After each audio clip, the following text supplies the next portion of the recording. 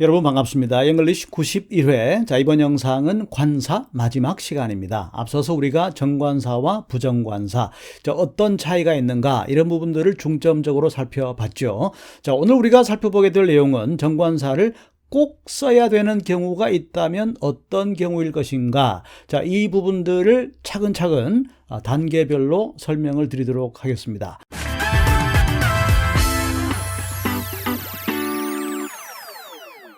자, 그럼 첫 번째로 설명드릴 내용은 굳이 말하지 않아도, 굳이 설명하지 않더라도, 굳이 어떤 명사다라고 지목하지 않더라도, 특정하지 않더라도 알 수 있는 그런 명사인 경우에는 반드시 정관사를 써야 한다. 자, 그런 얘기로 보시면 되겠습니다. Would you pass me salt?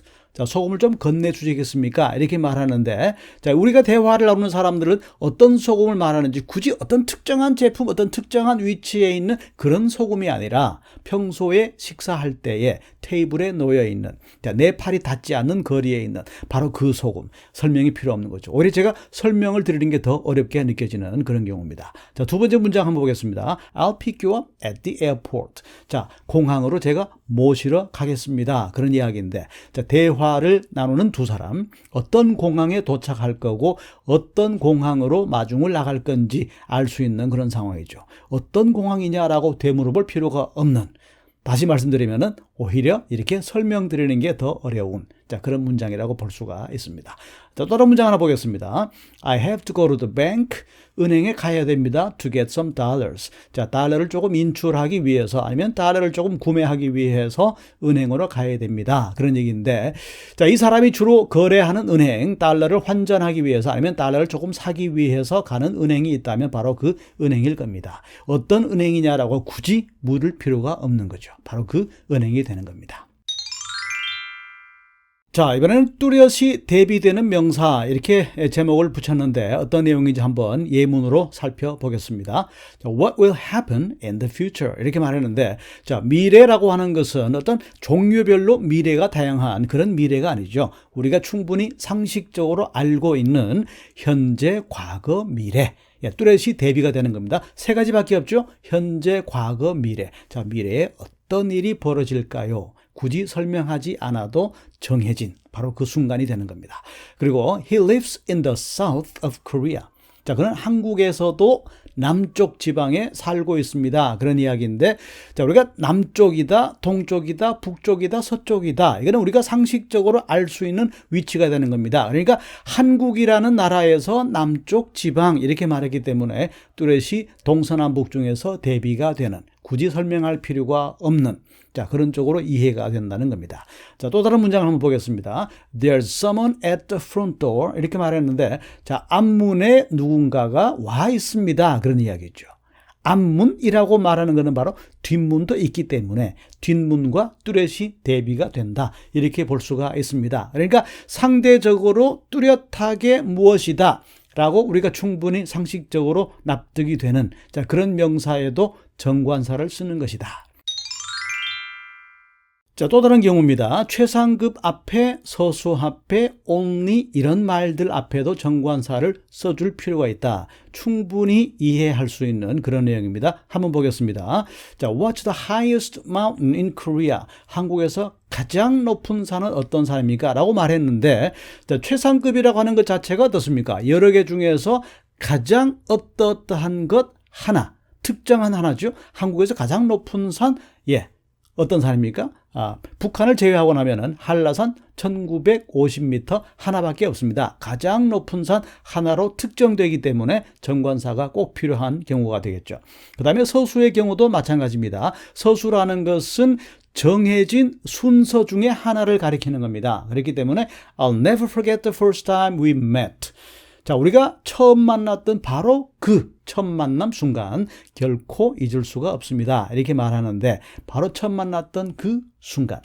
두 번째 만남도 있고, 세 번째 만남도 있고, 네 번째 만남도 있겠지만, 바로 처음 만났던 그 순간 하나로 지정되는 겁니다. 자, 그리고 또 다른 문장 하나 살펴보겠습니다. Is this the only way to do it? 이렇게 말했습니다. 이것이 그것을 할 수 있는 유일한 방법입니까? 그런 얘기죠. 하나밖에 없는 방법입니까? 유일한 방법입니까? 이런 얘기인데, 자, 꼭 기억을 해 주시기 바랍니다. 반드시 정관사를 포함해서 the only 명사, 자, 유일한 명사 이렇게 기억을 꼭 해두시기 바랍니다.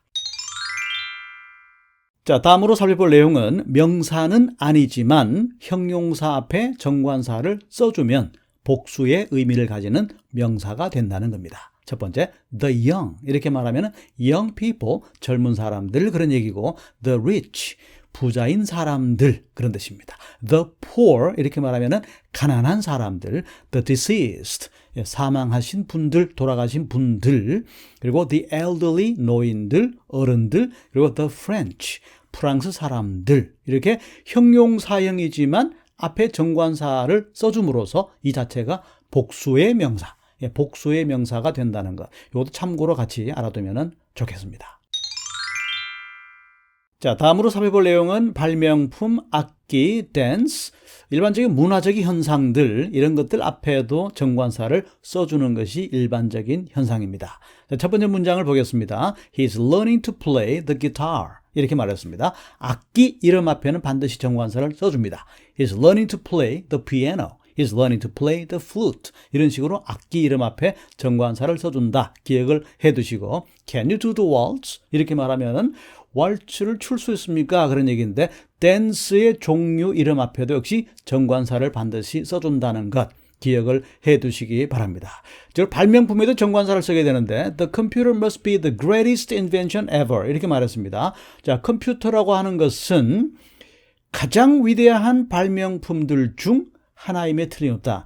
가장 위대한 발명품임에 틀림없다. 이런 얘기인데 자, 물론 문맥에 따라서 상황에 따라서 정관사를 쓰게 되면 바로 그 컴퓨터 이런 의미도 될 수도 있습니다. 그리고 또 그냥 컴퓨터를 하게 되면 여러 대의 컴퓨터 중에서 한 대의 컴퓨터 이런 의미도 될 수도 있겠죠.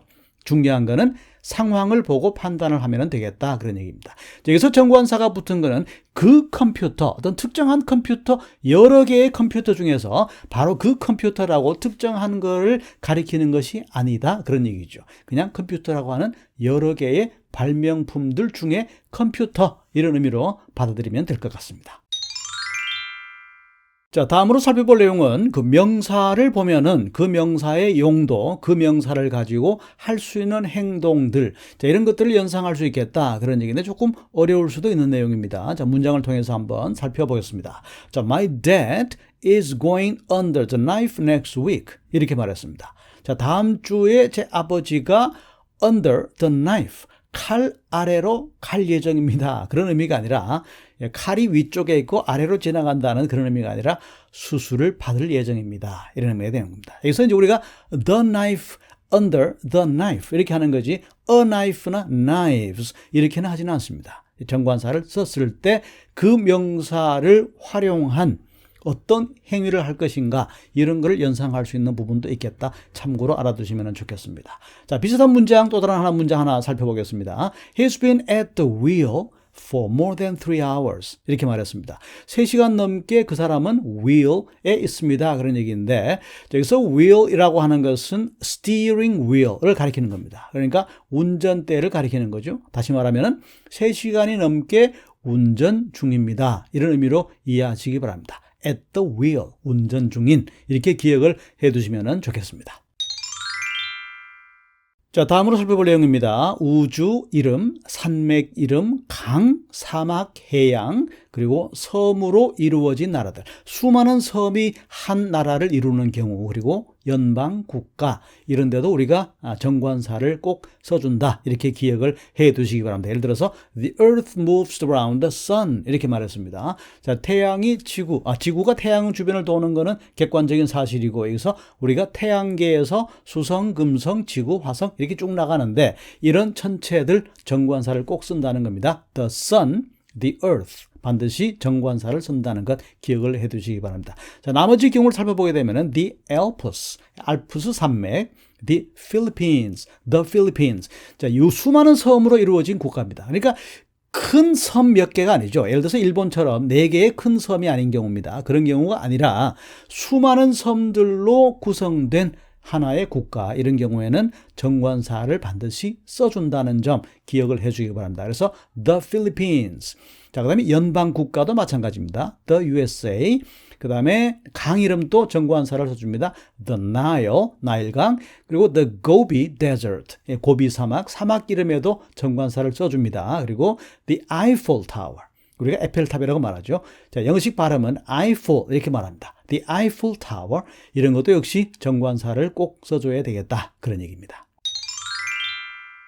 자, 다음으로 살펴볼 내용은 날짜와 계절 이런 경우에도 우리가 정관사를 써주는 것이 일반적이다 이렇게 보시면 되겠습니다. I'll see you on the 15th of May. 자, 이 두 문장을 비교해 보시기 바랍니다. 자, 일반적으로 우리가 문장으로 적을 때 그러니까 문어체에서는 아래쪽 문장을 씁니다. I'll see you on 15th of May. 자, 아래쪽 문장에는 정관사가 없습니다. 자, 15라는 날짜 앞에 정관사가 없습니다. 일반적으로 쓸 때는 이렇게 씁니다. 그런데 읽을 때는 반드시 정관사를 써줘야 됩니다. I'll see you on the 15th. On the 15th of May. 자, 5월 15일에 당신을 만날 예정입니다. 자, 5월 15일에 만납시다. 그런 뜻입니다. 여기서 on the 15th. 자, 날짜를 읽을 때는 서술로 읽어준다는 것도 같이 기억을 해 두시기 바랍니다. 자, 다음 문장을 보겠습니다. We have much rain in summer. 그 다음 문장. We rarely get snow in the winter. 이렇게 말했는데, 자, 계절을 말할 때는 정관사를 써도 되고 안 써도 됩니다. 그런데 쓰지 않는 경우가 조금 더 포멀한 경우다. 이렇게 볼 수가 있겠습니다. 어떤 경우도 상관이 없습니다. 써도 되고 안 써도 되는데 일반적으로 안 쓰는 것이 더 편하겠죠. 쓰는 것보다는 안 쓰는 게 더 편할 겁니다. 그래서 we have much rain in summer.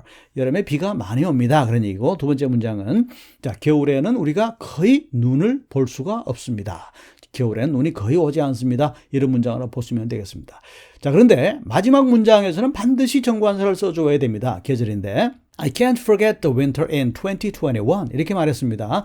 자, 나는 2021년에 그 겨울을 잊을 수가 없습니다. 절대 잊을 수가 없습니다. 그런 얘기인데 여기서 말하는 계절은 위에서 말하는 in summer, in the winter 이런 경우와는 다른 경우죠. 이 경우는 2021년에 바로 그 겨울, 어떤 특정한 겨울을 가리키는 거기 때문에 이런 경우는 써도 되고 안 써도 되는 것이 아니라 반드시 써주어야 될 그런 경우라고 보겠습니다. 자, 이번에는 인터넷, 라디오, 신문에도 정관사를 쓰는 것이 일반적입니다. 예를 들어서 I looked it up on the internet. 인터넷에서 검색을 해봤습니다. 우리가 책이나 인터넷에서 검색할 때 우리가 look for, 찾는다 이렇게 look for로 하는 것이 아니라 look it up, look somebody, look something up 이런 표현을 씁니다. look up. 예, 그래서 인터넷에서 검색을 해봤습니다. 찾아봤습니다. I looked it up on the internet. 이렇게 기억을 해두시고 He appeared on the radio last night. 여기서 appear 하게 되면 출연하다 그런 뜻입니다. 자, 지난밤에 라디오에 출연했습니다. 라디오 방송에 출연했습니다. 반드시 정관사를 써야 됩니다. On the radio. 자, 그 다음 Did you see the story in the newspaper? 자, 그 이야기 신문에서 혹시 읽어보셨습니까? 그런 얘기입니다. In the newspaper 정관사가 꼭 들어갑니다. 자, 그런데 TV 방송의 경우에는 쓰지 않습니다. 예를 들어서 What's on TV? 이렇게 말하면은 지금 TV에 어떤 내용이 방송되고 있습니까? 자, on TV 하게 되면은 방송되고 있는 그런 얘기입니다. 그래서 What's on TV? 자, TV에 지금 어떤 내용이 나옵니까? 어떤 방송이 나옵니까? 이런 의미로 쓰는 거죠. 이럴 때 What's on the TV? 이렇게는 쓰지 않습니다. 일반적이지 않습니다. 그런데 만약에 두 번째 문장은 이런 느낌을 줄 수가 있습니다. 자, TV 위에 저게 뭐냐? TV 위에 얹혀있는 저 물건이 뭐냐? 이렇게 정관사를 쓰게 되면은 오히려 자, TV라는 그 제품 자체를 의미하는 게 되는 거죠. 그래서 TV 위에 얹혀있는 저 물건이 뭐냐 그런 얘기고, 자, 지금 TV에서 어떤 방송이 나옵니까? 뉴스가 나옵니까? 드라마가 나옵니까? 어떤 내용이 방송됩니까? 라고 한다면은 관사를 빼고 써주시기 바랍니다. What's on TV? 이렇게 되는 거죠. 자, 이렇게 해서 오늘 마지막으로 살펴본 관사, 특히 정관사를 꼭 써야 되는 경우는 어떤 경우인가 하는 부분들을 사례별로 정리를 해봤습니다. 물론 여기서 제가 설명드린 내용 이외에도 다른 내용도 있을 수가 있습니다. 그렇지만 이런 내용들만이라도 꼭 기억을 해두시면 앞으로 정관사 활용에 도움이 될 거다 이렇게 생각을 합니다.